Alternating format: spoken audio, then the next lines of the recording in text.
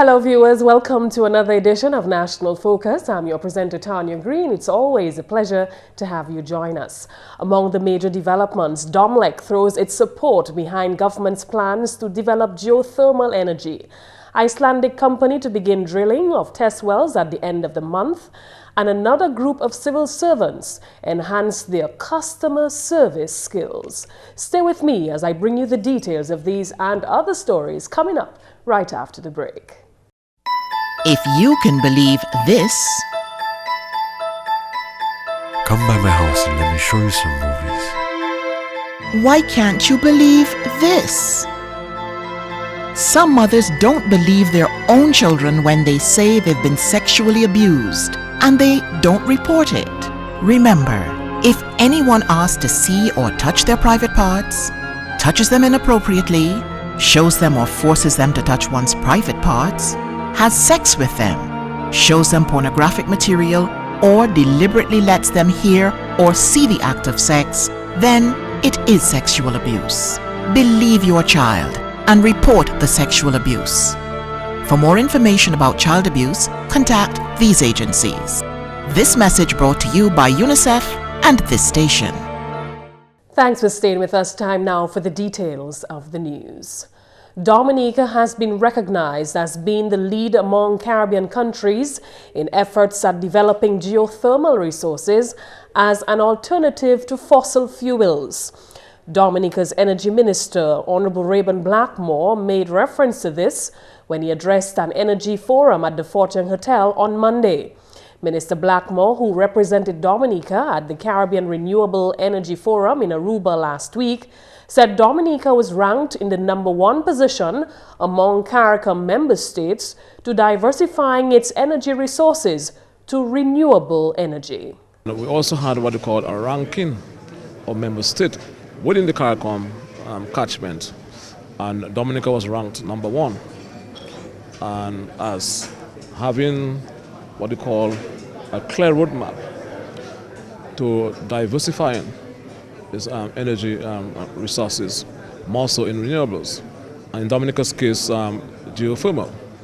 And you have investors and stakeholders who were presented with a clear view of the plan of the government to developing the geothermal sector. And at the end of the day, all the member states programs and initiatives were looked at, and Dominica was ranked #1 because it was felt that the government of Dominica has been able to lead the way in providing a clear roadmap for the short-term, medium-term, and long-term development of that sector.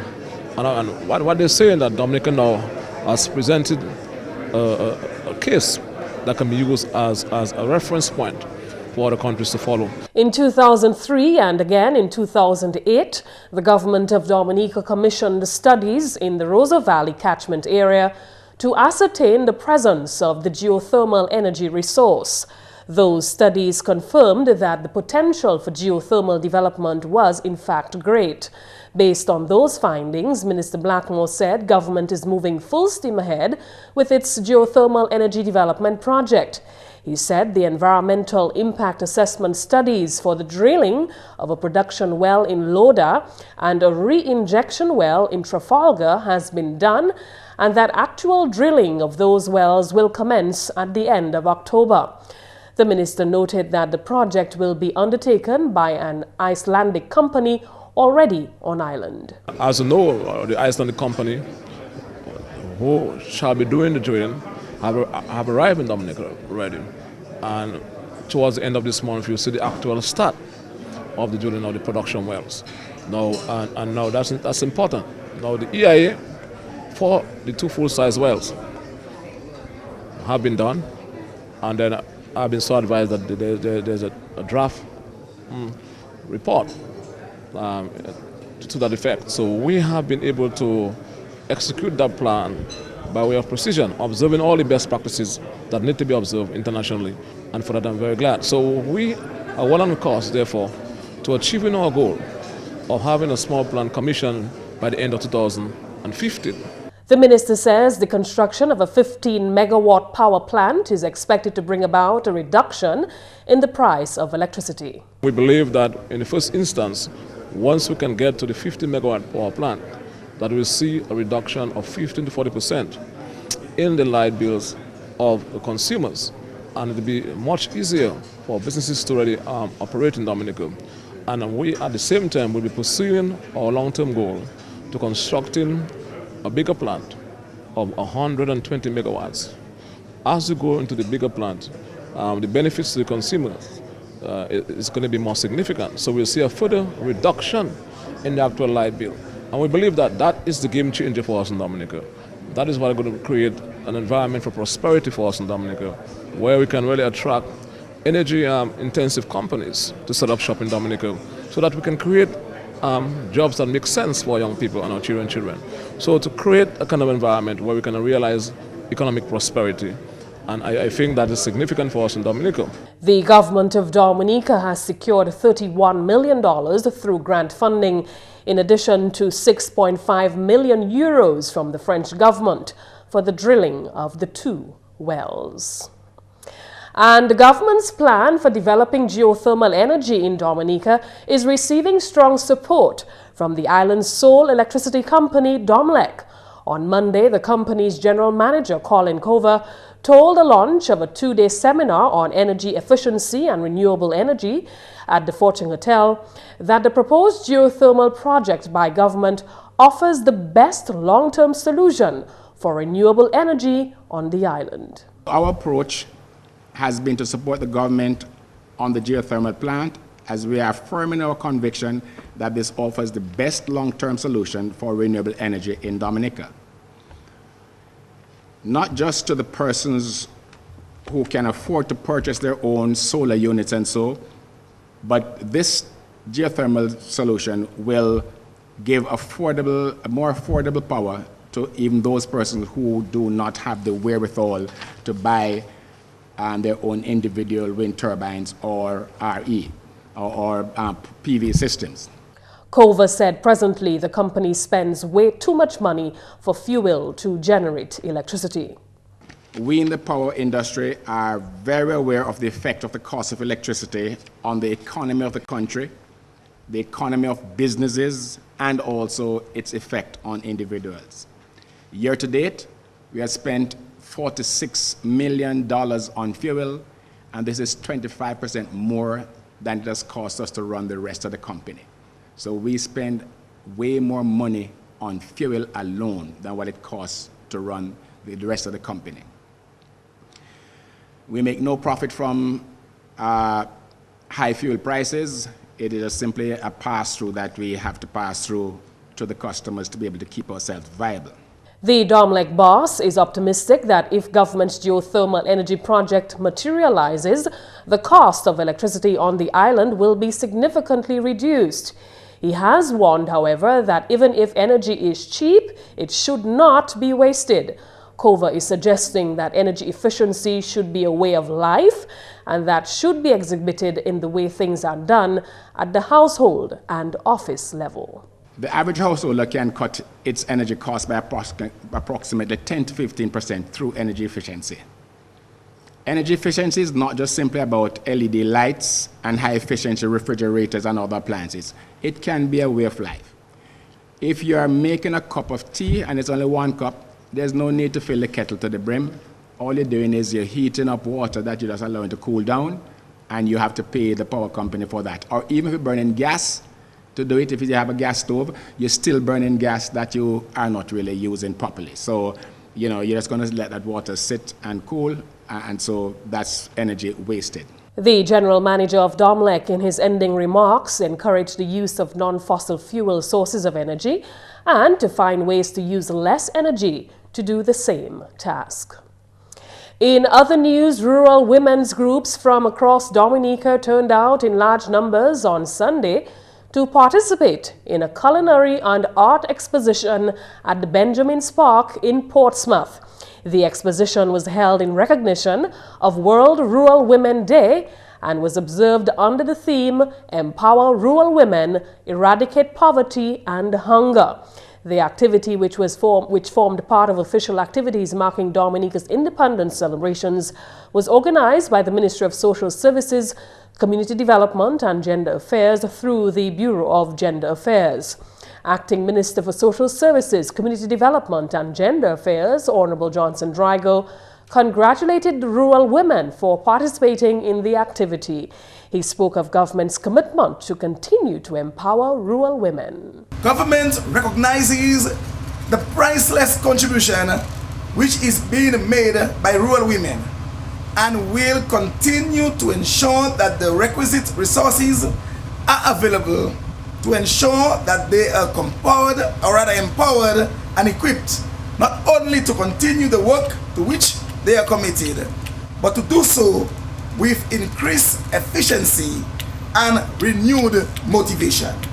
Director of the Bureau of Gender Affairs, Rosie Brown, used the Sunday's event to acknowledge the many women who continue to play a role in the eradication of poverty and hunger in Dominica. In a time like now, it is ever so important that we seek to work hard to eradicate poverty and hunger among us. And in particular, our rural women play a pivotal role in ensuring that it is done. And I can tell you, they have been doing that, not even thinking of whatever benefit to come. They have been doing that because it's part of their gut heart to help in growing their family, in developing their nation. Meantime, President of the Dominica National Council of Women, Vanya David, called on the rural women to tap into the resources of her organization to assist them in their efforts at eradicating poverty and hunger in Dominica. The Dominica National Council of Women will assist with its network. The DNCW will continue to empower women, especially rural women, by creating the enable environment for the eradication of poverty and hunger in Dominica. However, the rural women themselves have to see themselves as a creative force and to get the opportunity and to network within themselves, within their communities.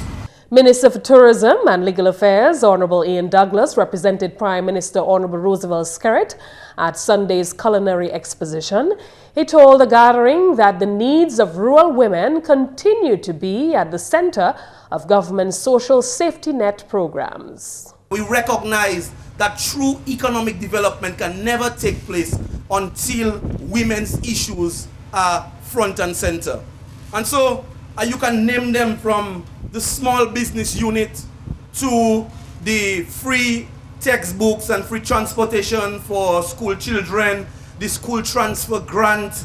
I mean, you name each and every one of those social measures that we have put in place, and they are targeted specifically towards women, but also specifically towards rural women. GIS News will bring you more from that activity in a future newscast. And the senior students of the Grand Four, Montjean, Dalis and La Plaine primary schools ended their school day last Wednesday knowing much more about the OECS than before. With credit to a program facilitated by the Ministry of Education and the Regional Integration and Diaspora Unit, teachers and students were exposed to the organization and function of the OECS in an interactive and child-friendly manner. CARICOM Youth Ambassador Natasha Gervier was the spokesperson entrusted with the responsibility to teach the students what a Caribbean community is all about. As a member state, Dominica belongs to the Caribbean community, right?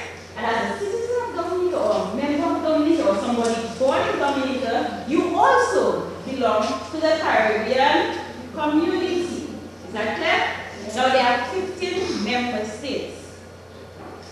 Alright, now they have full rights, they can do everything. So you see, like at home, your big brother and big sister, they can do anything. Mommy will let them go out a little bit late sometimes, and they have all the responsibilities, and they can vote and they can do everything. However, you know sometimes as a younger one, how many people have bigger brothers and sisters? And you're the younger one, right? And sometimes you feel like mommy doesn't let you do certain things, not true? Yes. You never tell mommy, but mommy, how come he can do it and I cannot do it? And how come she can go and I cannot go? That never happens to you? Yes. Alright, so there are 5 states now. 5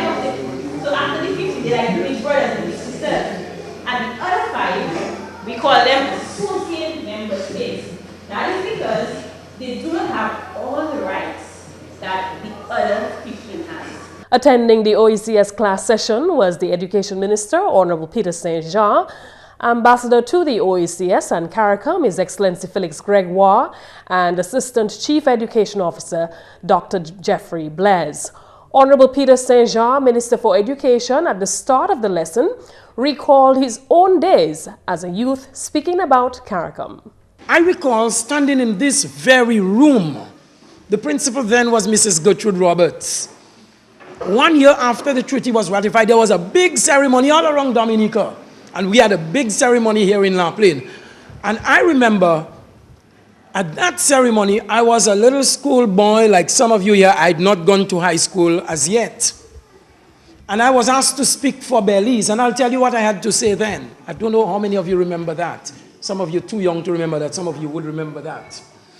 But I remember standing on the stage up front. At that time, we put tables. We didn't have this nice stage. And standing up front, and at that ceremony, I had to speak for Belize. There were 12 member states then.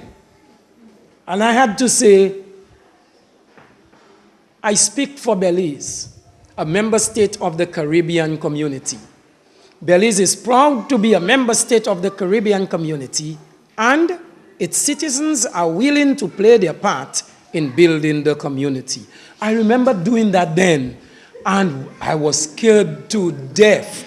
I did not even understand what CARICOM was all about, so I was just saying, because I learned it. But then when I heard the crowd go up in a round of applause, I knew I was doing very well. And Mrs. Elwa, believe it or not, it was then that I told myself I had to get somewhere in public on a stage. Assistant Chief Education Officer Dr. Jeffrey Blaise revealed that the lessons serve to incorporate the entire society in the integration process, students included. It is intended really to inform the general public, but more specifically our school-age students at primary and secondary schools about issues involving CARICOM and OECS. We are well aware that some of these issues you will find in your curriculum at the school level, but we felt it was fitting that we inform students on some of not only the theoretical aspects, but the practical aspects of integration that many of us are not very well aware of. And we felt that this age group, grade 6 at the primary school, is a critical age, and we are also involved in grade 5. The Education Minister, following a brief pop quiz, had this to say to the students. Are you willing to play a part in building the Caribbean community? Then, if not, from this afternoon, you should be prepared as a citizen of CARICOM, as a citizen of Dominica, and Dominica is part of CARICOM, to play your part in building the Caribbean community. Because there is one important element that must affect all of us. And in fact, it is affecting all of us right now. CSME, an important element that you need to know about. On Wednesday, the team takes the lesson to the Northeast Comprehensive School. And finally, this news time, 32 additional senior civil servants of various government departments should be better team players by now, following another customer service training session on Tuesday. Activities centering on the service professional as a team player serve to teach participants 6 major facets of teamwork. The 6 components include internal customers, sharing clear goals, commitment to excellence, continuous improvement, great communication, and positive cooperation. All of this is part of the reform program of the civil service to make government employees more service-oriented. This customer service training workshop is part of our calendar of training for the year. It's a calendar of training that was developed for customer service in the public service from January to December. There's a training program every month, and this training workshop that we're organizing today it covers September's the month of September. There are a number of public officers who are attending today. We have collaborated from establishment with Customs Department, the Registry Department, and we've invited a few of the other stakeholder ministries to join us today.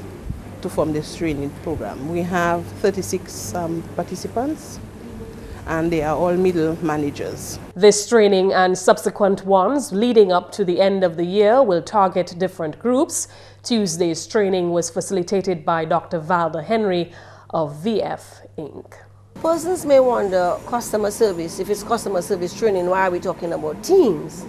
But the truth is, in order to deliver for a department or even an individual to deliver effective, great, as I like to call it, red carpet customer service, the entire team must be on the same track. Because at the end of the day, it's the team of the organization, of the department that delivers the service. Even if there may be one front person, at the end of the day, the service reflects the organization as a whole. And so we'll be addressing some of the issues for effective teamwork to ensure that there is great service. And again, all of that is part of the program of the government of Dominica and the public service to enhance the performance and the effectiveness of the civil service. I'm sure as you're aware that the civil service often comes for bad rap. And maybe not because of the entire civil service, but one or two. And again, and that really, it highlights the point that at the end of the day, it may be one individual who is providing poor service, the entire organization gets the blame. Dr. Henry says to enforce the point, participants spent most of the day in groups. They've been given a pack of blocks, 50 blocks that we buy for our children, Lego blocks, and out of that, they are to work as a team to come up with objects. That exercise is meant to teach a few things. It is meant, yes, in terms of how they feel as part of the team doing it, but what have they learned from that exercise? But very importantly, how can what they've learned in that group exercise be applied in their workspace, in their work environment, to deliver effective service in their department, in their units. And so this whole program today is an important program for enhancing the effectiveness of the civil service. And that's the English segment of the news. Let's now join McPherson St. Luce for the Creole highlights. Allô tout le monde, bienvenue à ce nouvel Creole. Non, moi, c'est McPherson St. Luce. Premièrement, Dominique est bien représenté en grande conférence énergie renouvelable qui prend place en Aruba. Ministère énergie Honorable Ribbon Blackmore représenté Dominique en conférence là. Ça c'est un gros conférence bagaille en Renewable Energy en Aruba là tout. Moun qui a fait bagaille ça à venir ça et bien un forum ça yo dit Dominique c'est number one en Caribbean qui a fait effort pour avancer bagaille en renewable en plus comme ça geothermal. So moi bien content pour ça. En la nouvelle, Wivandes Dominique a tapé bon avis pour suivre bon standard pour préparation manger et spécialement saison salade. Parole salade sorti rôle officier environ Sylvestre Saint-Ville. Département là ni loi moun qui ka vendre manger ni pour follow. C'est loi ça là ka ban nous authority pour manger si manger pas bon pour dire ces moun là yo pas sa vendre. So nous parler descend chimé ça là. Ça nous laisse tout le monde pour avantage laisse ça là parce que c'est on les en année à moun ka fait un petit l'argent. So ou ça fait l'argent oui, mais on est pour faire attention ou pas qu'à vendre manger qui ça fait moun malade. So nous que en les radio, nous que en la TV, nous que là toutes ces célébrations nous ka chebe toutes ces célébrations nous que à Creole Festival, nous que à Creole in the Park, nous que Creole bord la mer Office Environmental Health, so nous que ka passer pour ouais c'est ça qui ka fait. So après le festival là nous pas non on l'eau monde qui était malade avec l'hôpital là overwhelmed tout ça so ça nous ka try empêcher moi ça là. On la nouvelle, messieurs, mesdames, FAO a créé à ce public-là pour mettre attention à la sécurité manger et puis nutrition. Contre Dominique Cabonché et puis Western la Terre, observer journée manger internationale le 16 octobre l'année 2013. Depuis observance là en 1945, journée celle-là a essayé de taper solution à arrêter la faim. FA ou ka fait parole qui était tini bagay qui ka détruit environnement ka la cause une futur manger. Quand même si l'on officier de division agricole à 10 Trotter, tant là arrivé pour dominer point diet et puis nutrition sérieux. Trotter fait parole qui division là organise plus qu'en demi-douzaine d'activités pour observer la journée là. Finalement, le département establishment organisé un séminaire où là il y a 20 officiers publics, one on mes service par public là. 20 masala qui a couru pour rôle l'année salam, ça septembre conduit Jordan. Chef officier VF Inc., Dr. Valder Henry, facilité workshop là. Madame Cecilia Kahn, c'est officier département establishment. Nous avons un calendar training janvier pour décembre. Et nous avons un training tous les mois. Et le training ça qui couvert mois septembre. Et le titre training là, c'est the service provider as a professional team player. Nous voulons officiers publics travailler plus ensemble pour réaliser objectifs public service. Et nous voulons ba public là service qui public là besoin et yo ka demander. Nous pas voulons pièces moins. Nous voulons mettre public service à haut et pour faire tout ça nous venons pour faire pour bailler au service qui yo désire. Messieurs, mesdames, ça c'est tout pour nouvelles en créole pour à présent. Non moins, c'est McPherson, c'est Luce. Au revoir. Up next, we'll tell you why you should not text and drive on today's tip of the day. Don't go away. Do you have uncovered water storage drums around your home? Do you dispose of old tires, cans and old containers capable of holding water anywhere in your environment? Are you being bitten by mosquitoes, particularly at dusk and early morning?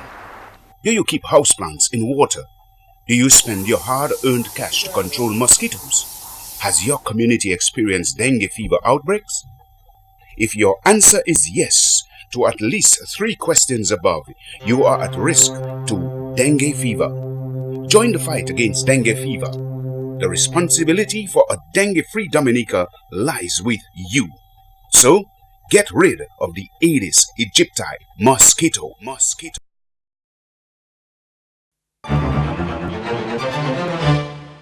On today's tip, we'll tell you why you should not text and drive. Texting while driving is a big safety risk for yourself and other drivers. It not only distracts you, but it also puts other drivers at risk. It's been compared to drunk driving due to the poor reaction time that is in both behaviors. Even if you text for a few seconds, it still is risky. A car could be speeding towards you, and you wouldn't even know due to looking down briefly. You can't assume you will have quick reflexes because that's simply not realistic in every case. An accident can happen quickly and without warning, especially if you aren't paying attention to the road. So please prevent an accident from happening, which may be fatal. Don't text and drive. And that's all for this edition of National Focus. We always welcome your suggestions and your comments, so please feel free to drop us an email at gis@dominica.gov.dm, or you can visit our website at news.gov.dm. On behalf of the entire news production team, I'm your presenter, Tarnia Green. Thank you so much for watching, and do remember to join us again tomorrow.